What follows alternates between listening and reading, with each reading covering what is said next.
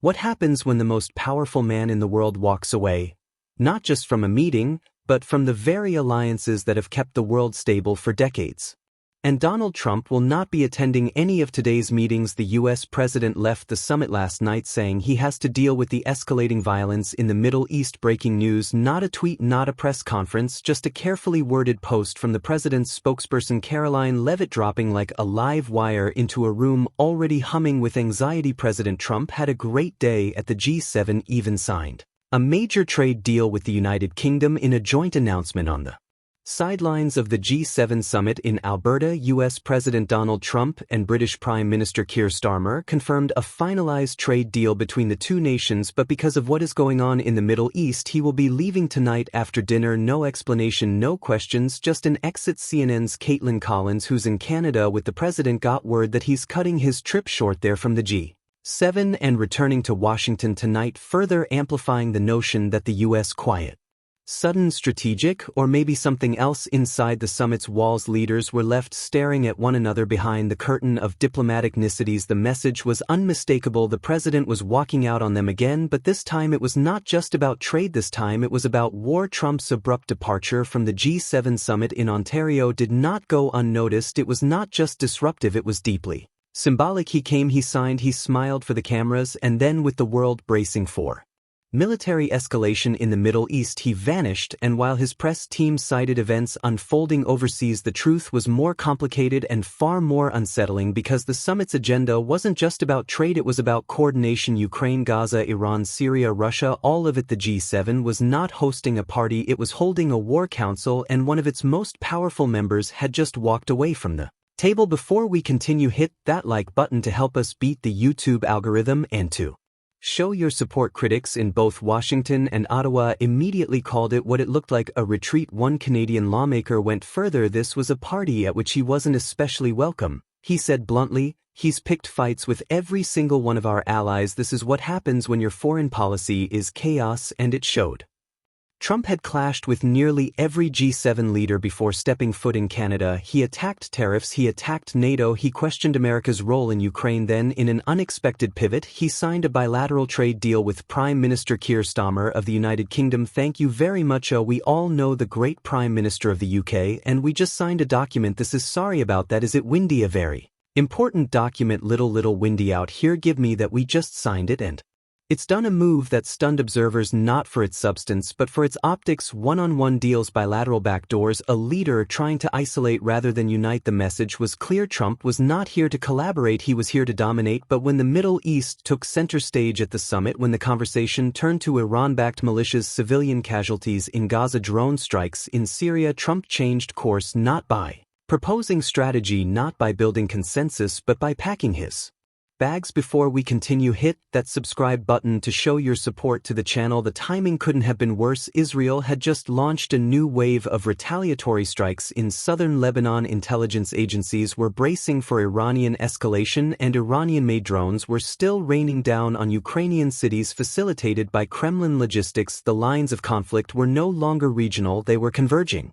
Ukraine and Gaza were no longer separate crises, they were links in the same chain, and Trump was leaving the summit at the very moment those links were tightening. Senators and military analysts across the aisle voiced concern. One warned that Trump's absence from the table could leave the United States dangerously unprepared for a multi-front war. Another noted that the White House still had no coherent plan for deterring the rising coordination between North Korea, Russia, China, and Iran. "We are heading toward a new axis of power," he warned, and the president of the United States just walked out of the room. Behind the scenes, White House staff attempted to soften the optics. "The president is fully capable of managing global events remotely," one aide told reporters, but that answer only raised more questions, because if the Middle East was so urgent, if the risk of war was imminent, why leave the most important gathering of allied leadership? Why skip the very forum designed to build a collective response? In Canadian media, the speculation turned more pointed. Had Trump been pushed out? Was he avoiding confrontation? Had something been said behind closed doors? A source close to the Canadian delegation described the meeting between Trump and Prime Minister Mark Carney as tense and humiliating. Us President Donald Trump is meeting right now with Canadian Prime Minister Mark Carney on the sidelines of the G7 summit in Alberta. This video is actually from moments ago. Let's listen in.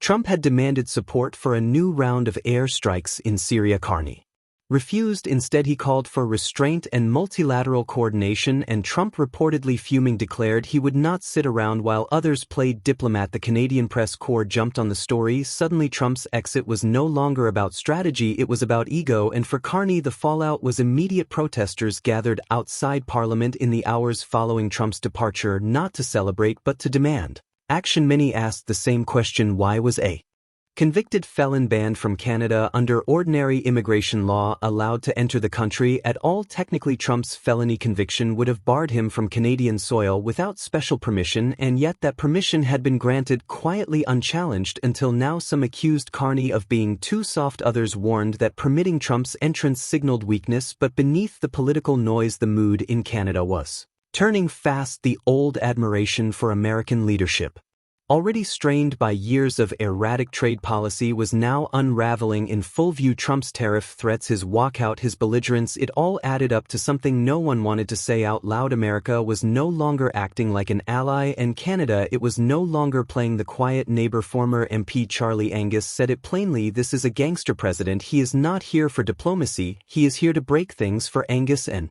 many others, Trump's early exit from the summit was not just diplomatic failure, it was an act of contempt, not just for Canada but for the entire structure of Western alliances, because while the G7 was once a symbol of collective power, of liberal democracies aligning against authoritarian regimes, it now stood fractured. Trump had spent the better part of the past decade attacking NATO, withdrawing from international agreements and undermining trust, and now, as the G7 once again faced the threat of war, the United States was abandoning the table it once built. What happens when a global power no longer leads? What happens when that power starts tearing down the alliances it once anchored? That was the question haunting Carney's summit, to avoid another breakdown like in 2018 when Trump stormed out of the G7 in Quebec, insulted Canada's then Prime Minister, and derailed the summit's final communique. Carney made a bold move. He eliminated the communique entirely. In its place, he created separate issue-specific declarations, one for climate, one for Ukraine, one for